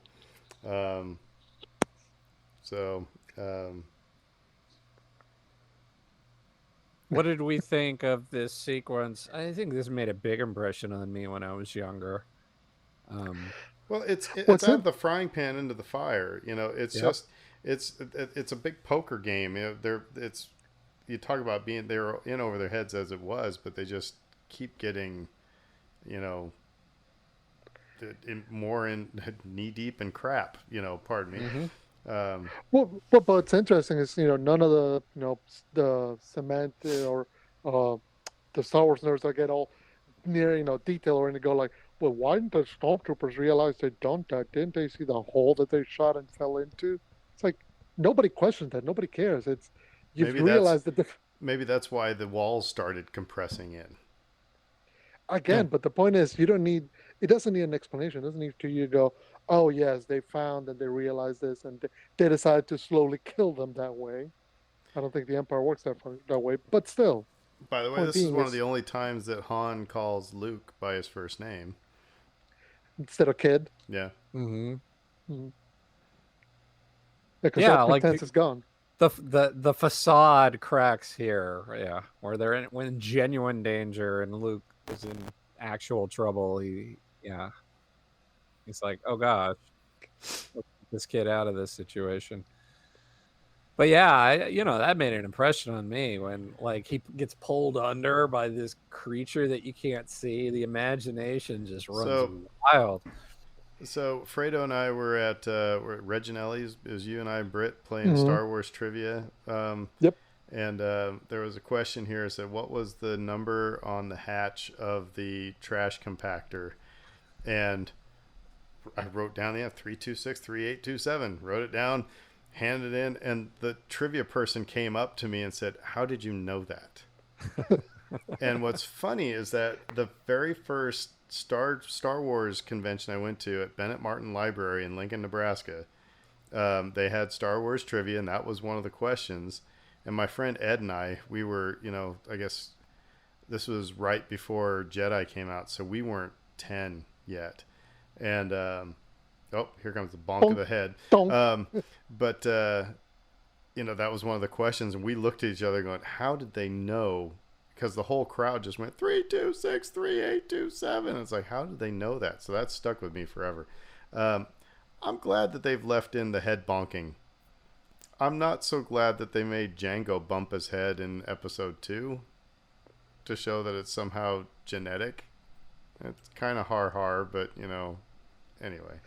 Well, and that's just it. It's a small little error that didn't need to be acknowledged, but it's in there and it's fun. So sometimes you kind of have to live with that kind of things because you shot it, it's in the can. You're not gonna go rebuild the set to take one little moment out. Plus, here's what's interesting: it's a moment that doesn't take away from the stress of what we're seeing next, which is our heroes slowly getting crushed alive. But it worked fine. It was a moment, and that's it. It didn't need to be more than that. I think they caught George on a good day with that too, because with he tinkers and he changes things so much. He must have had a good sense of humor about that particular moment because they've emphasized it. They've added a sound effect. And how would you love to be the guy who was the one that bonked his head in A New Hope? I mean, that would. There are multiple guys that were claiming to be that guy, if I remember. Yeah. By the way, I was the guy that bonked my head. No, it was me. This is one of my favorite bits here, is when, he finally turns on C-3PO finally turns on the comlink, and then when they get the trash compactor to stop, and he's like, "Listen to them, R2, they're dying." It's like that's just a funny moment. I mean, and again, it's what Irvin Kershner said about Empire. He said, "I needed humor without gags." Right. And that's what they did well in this movie. They did well in Empire. They put gags in the prequels and they put gags in the sequels.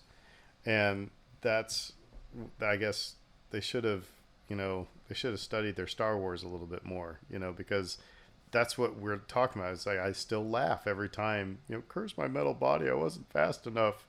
It's hilarious. But it's not stepping in dewback poo. So. No, it works with the scene. It works or with an Eope farting in his face, or there you go, 3-2-6-3-8-2-7.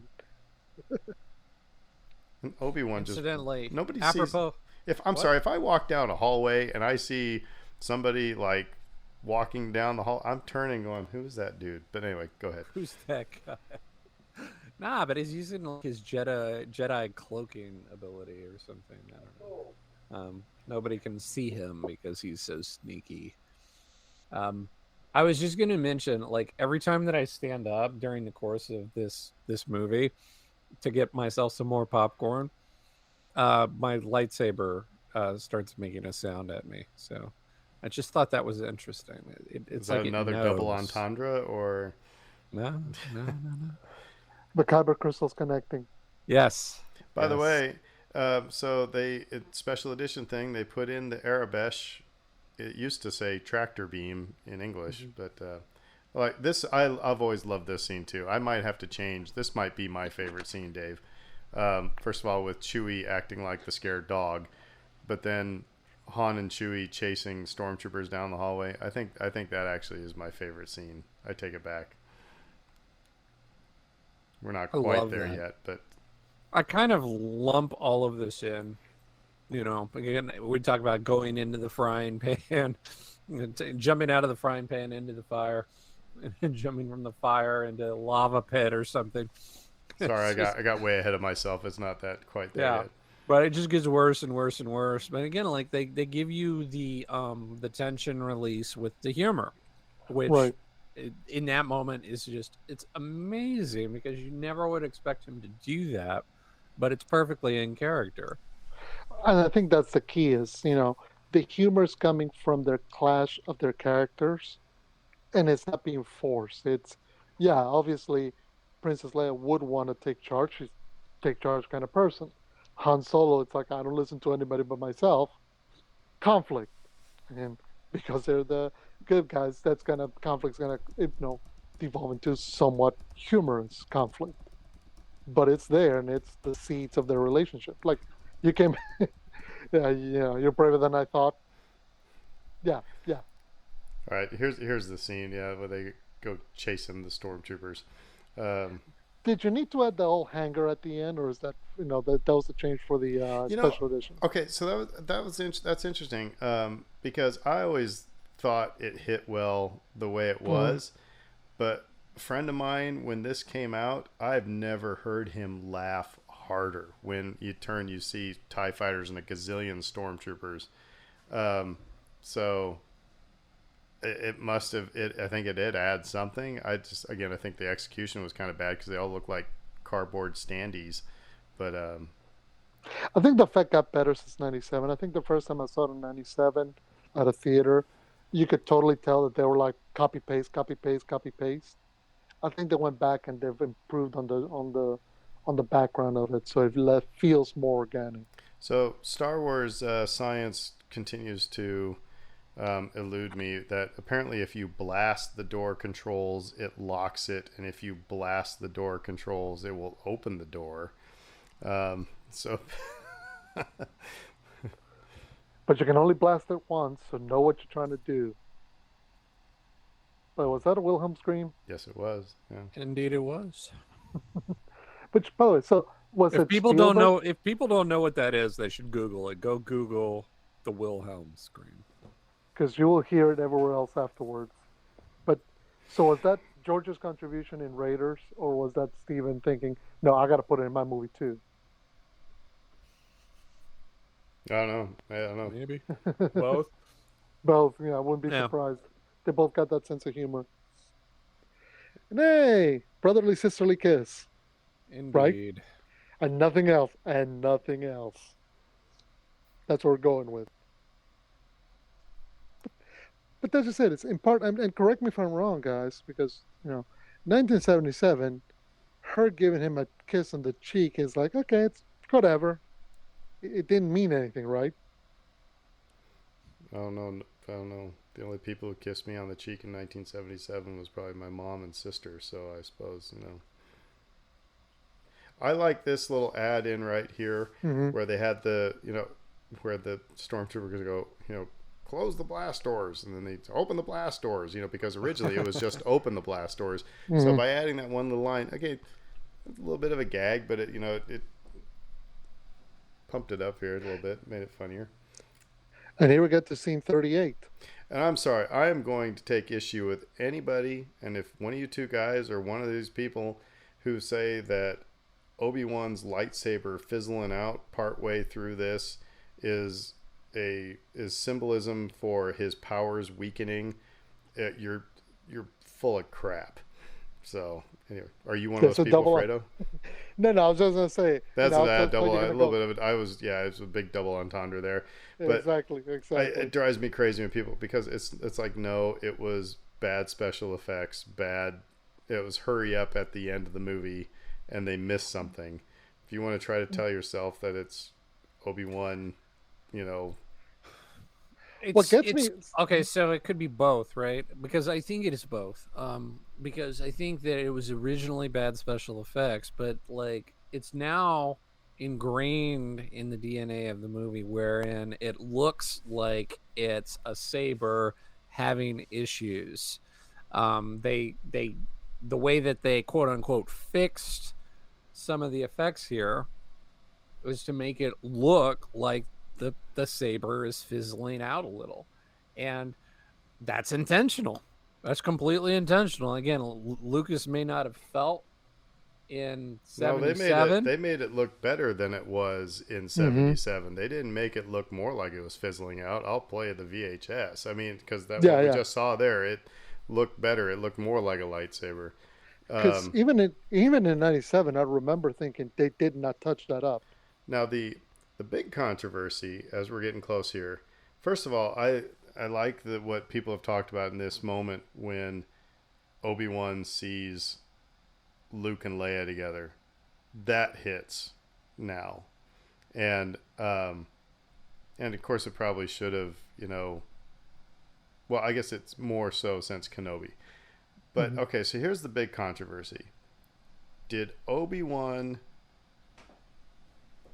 go poof into the Force after being sliced by the lightsaber, or before the lightsaber hits him? Because Chicken people, and egg. well, people think, well, every other Jedi dies and then goes to the Force. That's what's going on here. And it's, again, because it's 1977 special effects. Yeah, okay, so the robe might start to drop a little bit if you're going frame by frame. But I don't know. That's people are really serious about this, about that Obi-Wan just gave himself up to the Force before Vader could slice him down. Well, let's think about it this way. When the only other character that we see pass away into the Force, actually, in the original trilogy at least, is Yoda. And he gives himself into the Force and disappears. Well, he And then died. we see Luke. He died. Huh? Then he became one with the Force. Well, what about Luke in Last Jedi then? Luke Did he died. die? He No, died did and then went to the Force. So in other words, it's die then one with the Yeah, Force. that not- I mean, you don't. Sorry, okay. For those, if we're all believing folks, it's like I can't just like, hey, I'm deciding now. I'm just gonna go to heaven. I gotta die, and then my soul goes wherever it's gonna go. I just can't send my soul someplace. So anyway, we're maybe getting a little bit Well, no. too deep here, but I mean, But it gets to a point of saying, okay, if the difference is a few seconds, does it really matter? that's what. Well, now here's the funner question: is Anakin does not fade into the Force, but then appears as a Force ghost, whereas Kylo. Oh, I have issues. Fades away, I have and issues then- with both those. One little detail that we skipped over with that scene is Obi-Wan referring to Vader as Darth, Yeah. like as if that's his first name there. And Yeah. that's a great little detail that they put into Obi-Wan late in their confrontation in that series. He calls him Darth, as if to say, like, you're just not you're not the man that I knew Mhm. anymore. You're more machine now than man. Yeah. And that rhymes with this scene and makes this scene work even better now. Do you think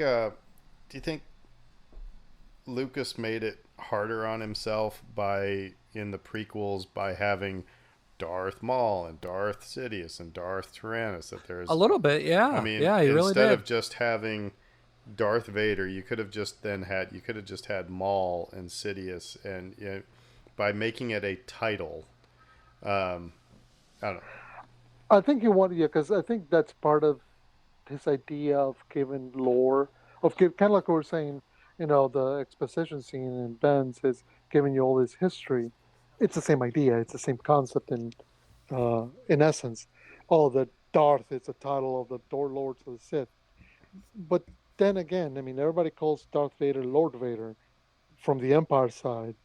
Really, I'm trying to struggle. No, the only person who actually says Darth Vader completely is Ben Well, and Leia, and Leia. Yeah, Darth Vader, only you could be so bold. Yeah. Yeah. right. So you didn't technically need to do that, but he chose to do it. I do. Yeah, it feels incongruous now, just because You know what? Sorry, Yeah. what feels incongruous is that in Rogue One we send a whole like gazillion TIE fighters after the Rebel fleet, and here they send 4. But Well, maybe because they had just sent all those to fight in Jet and not Jedi in Scarif. Maybe they were low on They were low on Yeah. TIE fighters. they were low on that's TIE true. fighters Maybe that they're day. all in the shop. Yeah, okay. I like how Vader's using the trick that he learned from the third sister here by tracking the. Of course, here's the thing. The tracker is on the Falcon. Mhm. And this has been a meme that's gone around for a long time. It's like it's on the Falcon, and it's like, is this how I know they use probe droids to find them on Hoth, but theoretically they could be tracking unless maybe they went digging for and found the tracker, but It must have, yeah. that's how the Empire got to Cloud City before, the Falcon. They figured out where they were going. Nah, that was all Boba Fett, man. That's true. That's Yeah, true. he figured out their course and let them know. Got to give Boba his due. Yeah, and here you're gonna get the big, tough macho guy against macho guy standoff over the girl. Yep. Which is funny. Again, this is ew. He's really into her. That's gross. Oh no, but Han Solo's shirt is uncomfortably low cut. I can't stand wearing V-necks. I'm surprised. Just to, Neither did I. Yeah, it's I guess because if you grew up with him in the '80s, you just yeah, I like this. You suppose a girl and a guy like me? No. Anyway, um, no. When every girl's going like, yeah, whatever. Luke, sit down, Han. Let's go. It's a very nice treat to get to go back to Yavin 4 in Rogue One. hmm Hmm. I thought they did a really nice job with that. Well, and it makes sense from a story standpoint of okay, this is the quote unquote hidden rebel base, so we should be going there. And it's interesting how hard they work to make it fit within the framework of um, Rogue One to replicate all these sets and the uniforms and everything else. They make sure to make it look as close as possible so that you could go from that movie to this movie and not feel like that been that much of a difference. That's a lot of dudes standing at attention in the background of that previous scene. They were just standing there. Like, do we by the need way, I that want to many dudes standing there? because R2 starts beeping here. If you anybody listening to this, what you need to do after you get done here is you need to go on YouTube and find R2D2 subtitles because that is just hilarious. By the way, watching the Vice network Icons on Earth, Marsha Lucas says that originally the Death Star was not coming to blow up Yavin 4. Hmm. I mean, so they make their run on the Death Star, and but they said we needed a ticking clock, so that's why you had the Rebel base will be Yeah. in range in 2 minutes. So that was all a last minute add to add more tension. And again, I guess I don't. That's why that special I'm thinking that it's kind of BS because it's like, I mean, Tarkin and Vader they put a tracker so they could go find the Rebel base. What do you think Right. they're going to do? They're going to go down and just have a Tea and potluck. crumpets. You know, Tea and crumpets. Yeah. No. Yeah. But I'm trying to think again. Thinking back to that first draft of the Star Wars. I think. I mean, yeah. When you get to the point where there's an assault on the Death Star, it's not. There is no ticking time clock. So yeah, it would make sense that they would add it later on. I mean, you're getting to the last bit of this movie, hey, it's fake and you need wedge. to up the stakes. Yeah, you need to up the stakes, and for Princess Leia's been saved, but not really. Luke has My been saved, but not really.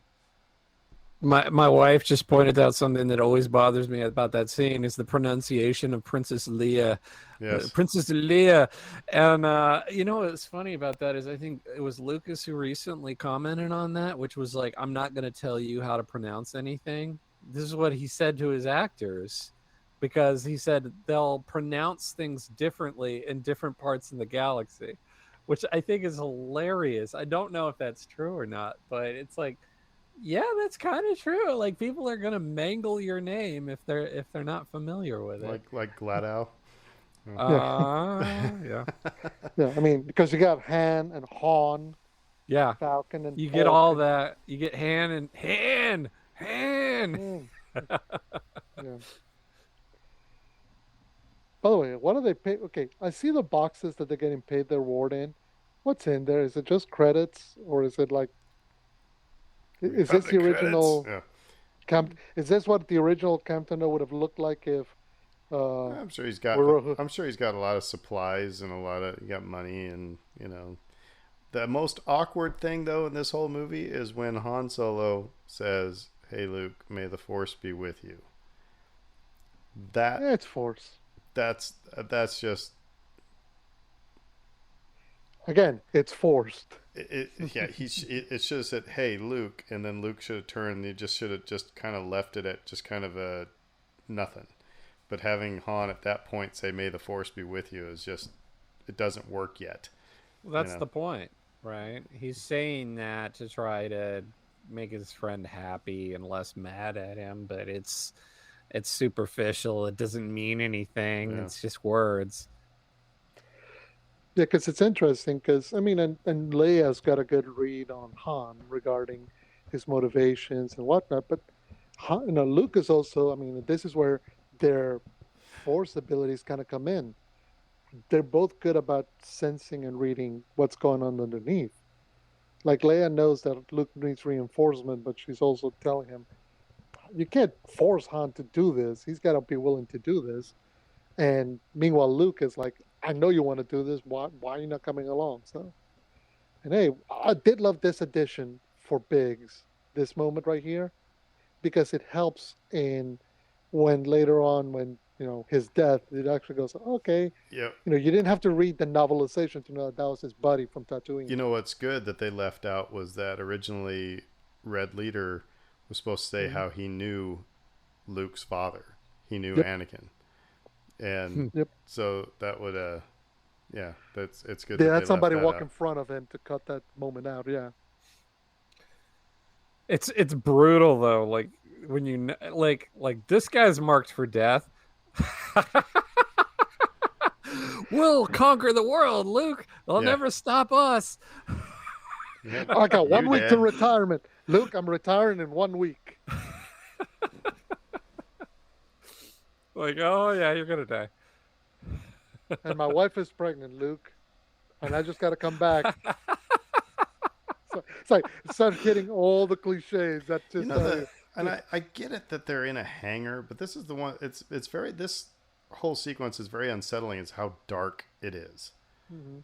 and I mean just from a visual aspect, it just everything else. I don't know. It's like they forgot to do the map painting. By But also, necessity, they weren't as advanced as they were in the next two movies. So like he's like, well, we got to cover this up and we got to cover that up. So let's just make this super dark. I'm guessing, like I'm not 100% sure, but I'm guessing that's it. mhm. But also, what's interesting is you're gonna get repeats of this moment in the following movies, in all of them. The scene of all the heroes running to the ships, getting on board, and racing off into battle. Mm-hmm.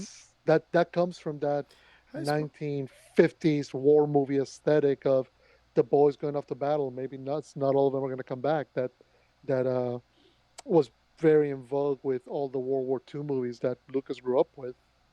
another special edition ad is the approach to the Death Star here. I thought Hmm. it was good. Thought that Yep. Hmm. was a good aesthetic choice. Um, Porkins.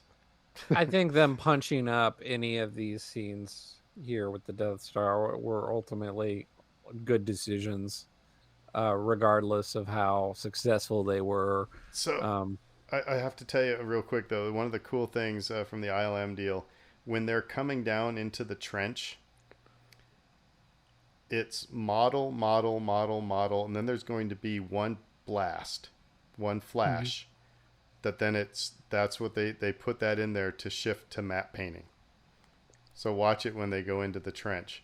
It's Oh yeah, when they do the flash, I know so what you're talking about. here we come. Mhm. It's come on, come on, come on, come Not on. no, because Uh, this isn't when they go into the trench. This is when they're heading down to the Death Star. By the way, what was I going to say? You know that the Death Star trench run is not along the equatorial trench, right? Yeah, Yeah. actually, yeah, I think Okay. I'd read that. Yeah, Geeky enough to it's know. because everybody always thinks it's running along the center of the Death Star. No, it's in the northern hemisphere of the Death Star. That's where the trench run takes place. Yeah, but the Flash is kind of obvious though as a cutoff point. But I Mm-hmm. did not know that the reason that it existed was to transition from effects to Yeah, matte Matt. painting. it's really and again So maybe it was the ILM thing, maybe it was the Vice special. I don't know, but it is really cool. Mm-hmm. Because again, kind of what we were saying, they were using all the techniques, all the technology. They were using the latest and greatest, and they were using the Well, classics, there's a reason models, why everything, there's a reason why magic is in the name, Industrial Light and Magic. I mean, they're doing sleight of hand, you know. basically. But in in a digital, virtual, visual level, where you're like, okay, right now this is a model, and then this is going to be a matte painting, and this is going to be a live effect, and this is something we punch up in the computer. Yeah, because for example, all these explosions along the Death Star, that was, what was it? Somebody in a pickup truck running alongside. Yeah. And Darth Vader's TIE fighter was one of the coolest things hmm ever. Because after seeing all these TIE fighters, then to see one that stands out was really. And it makes sense from a character standpoint that Anakin Skywalker was like, no, I'm modding my own stuff. You're He not was giving me a standard issue. he's the one modder in the Empire, and that's why he wrecked so much shop here at the end, was because he was the modder of the Of bunch. course, he was going to be the one guy who's like, no, no, no, I don't deal in standard issue. I customize my own stuff. And if you don't like it, I'll force choke you. And okay, so but well, now he's gonna be getting into his ship. But all right, let's talk just very quickly. Coolest game from the '80s. One of them has to be the Star Wars game that you got to sit in the Mhm. cockpit and do the Death Yes. Star run. As The crappy of Atari one? graphics as it is, that is just that is just awesome. Shelby's Pizza used to have it down here in Metairie, and that was my favorite game to go play and just jump in on and be like, because yeah, you got to sit on the cockpit and yeah, you're going down the trench run, and the good thing is they hid their technological limitations by copying the computer graphics from the this movie, Yeah, which is the easiest way to hide. It's like, no, no, we're not cheap or we're not enabled to render better graphics. It's we're copying the style of the movie. Thing about the trench run too is like it wasn't just limited to that. It's like just this again. I'll use the word iconic. hmm Like I remember there was like they occasionally riff on that in other TV hmm shows and movies and things, and it was just like I the think it's coming thing. up, here we Aaron. go. Here we go. Here we go. There, you Model, got it. model, flash right Yep, there. Yeah. the Yep. Flash, and I think Star Tours, when I first read the Star Tours like back in the '80s or late '80s when I first read Star Tours, it was like that. It was we're going to the trench run, and that was impactful. That was a big deal. Um, it show up at like all kinds of TV shit, like Muppet Babies. I think like it was everywhere. Um, and it was just it was gosh, I still get goosebumps at the end of this. And a lot of that's John Williams. hmm Mm-hmm. But again, the world building, some of the dialogue and acting, and um, the way they set it up. Again, like one of the things that gets underrated is that you can understand what's going on. And we talk about that. Why one of the reasons that Rogue One's space battles work as well as they do is you're like, I can follow the logic. This group is trying to take out this shield, etc. And like here, the logic of it is really easy to understand. You got to fly down this trench, avoid the fighters. You got to hit the target, You're racing for and the then goal line. Yeah. yeah, And you're and trying you Yeah. not to get win. tackled. Right. Yeah, hmm By the way, apparently in the original draft, Luke makes two approaches in the trench. He misses the first time, then goes back because he uses the computer. Then he goes back, and then Ben tells him to use the Force, and then he doesn't use the computer. So He gets another. In other words, he gets another shot he gets another at this. shot. Yeah, like Um, in Men in Tights. yeah. They read the script. But by the way, they said they had about 30 ships, and we've only seen about maybe 5 or 6 get blowed up. So I guess the others were kind of because by this point it's down to the last 6, right? There's the yeah. two that go with Red Leader, and there's uh, Wedge, Biggs, and Luke. Correct, Yeah, or am I missing somebody? I don't know. that might be it. That might be it. Yeah, they say it's about 30 rebel ships, but yeah, by this point you know that They're down to whatever heck, yeah. they're down to There the might last. there might be a dogfight, a diversion, maybe a group as a diversion, Mhm. to get fighters away from the trench. I don't know. Mhm. How many ships fly away from the Death Star at the very end? Do you Trivia. see 3. any? Do you see Two. three? You see the Yeah, Falcon, you see a Y-wing, and you see an X-wing. two X-wings, Wedge and Luke. All right. Well, So yeah, and it's always been like, I know that there's a name for the Y-wing pilot. Just don't ask me for it right now. that is one of the things. Again, like I understand the idea behind it, which is like with this small band of rebels against an overwhelming force. Um, so you sort of get why they're like, you can count on one hand how many ships are left. Um, but you never really get a good sense of how many TIE fighters there are. Hmm. And again, it seems like there's too few TIE fighters. But again, maybe they're all in the shop or whatever. Yeah. but it kind of goes, yeah, but it kind of goes to a point of, the hubris of the Empire. It's like, we have such overwhelming forces. First of all, there's no way we're not gonna win this. And then when they start going out to single numbers, like, well, we got this, we're good, we're good. We had the moment where the subordinate walks up to Tarkin. It's like, yeah, we think there might be a problem here. You want to evacuate? And he's like, what the heck are you talking about? We're not going to lose here. So right up until the very end, they thought they had it in the bag. They were the Atlanta Falcons of the galaxy. There we use that same shot with the Yep, going into the flash trench. again. Now you can't unsee it, right? No. Yeah, it's matte painting and then into the model. Um, yeah, I mean, think of yeah, just this is it's so simple as well because all you're doing is it's speed and proximity. Mm-hmm. By making it and having that closed, having walls. The stuff that's happening above the Death Star is not as intense as the stuff that's in the trench. And they were talking about that. It's like they're saying riding your motorcycles through, these canyons, and it always Right. made it feel like you're going faster. And so that's why it was in a trench. So, it, And John Williams' score gets more and more intense, more pressing. It's almost like everything's kind of, building and building and building. So, you know, for some you're just sitting there, and for some reason your heart starts racing. You're like, why is it all that? It's because everything's giving you a sense except of propulsion. well, we got the sound off, but the score is actually out for a long time until Red Leader dies. Then you get Hmm. this horn lick that is really really cool, and that's then I think when the When orchestra Biggs gets when the shot, yeah. score comes. No, Hmm. it's not when Biggs. It's when Red Leader dies, and you get Oh yeah. the little horn Yeah, riff. and then the score comes in, Uh-huh. and then it builds and builds and builds, and this is when it starts getting like intense. Hmm. Um, and you have the moment with Obi-Wan use the Force when Oh, but what the about score just soars. after Speaking of which, watching the prequels and the Clone Wars and seeing Darth Vader shoot R2D2? yeah. By the way, That's you were huge. asking. This is my favorite scene in this movie. Oh yeah. Like I said, the music, the moment. I still got memories of seeing that as a kid. It's always in the back of my head. Dun, dun, dun.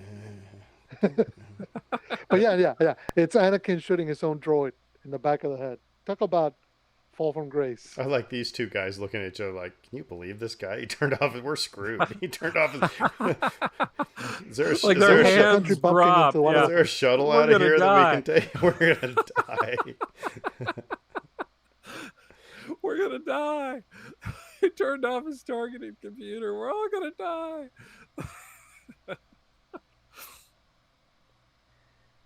But again, the tension now is building because now Princess Leia's in danger, C-3PO is in danger, Luke is in danger, and you're like, okay, how are they gonna get out of this? It's that serialized effect ratcheting up to its utmost point, which is why when you get to this moment, people apparently actually cheered in theaters. The true hero of the story arrives. The scoundrel himself. And by the way, this shot here of Vader spinning around, that was a last minute thing as well. Lucas went to ILM and said, we got to make sure that it's clear that Vader gets away. So it's spinning around, then when he straightens out and flies away. Yeah, See, two X-wings and a Y-wing. Yeah. So who's the frickin' Y-wing? That's what we need to know, right? That's the mystery. there's an answer. Yeah, hold on, let me see if I can look it up. Somebody knows it out there. Like, and what was the Y-wing doing during all this? He was like doing strafing runs, or I mean, just come on. See, got to make sure that we see that Vader gets away. Where he flies to, who knows? But he's gonna be doing donuts looking for a signal. Smell like leathery burnt bacon. And I'll go to my grave to say that no, Mark Hamill did not say Carrie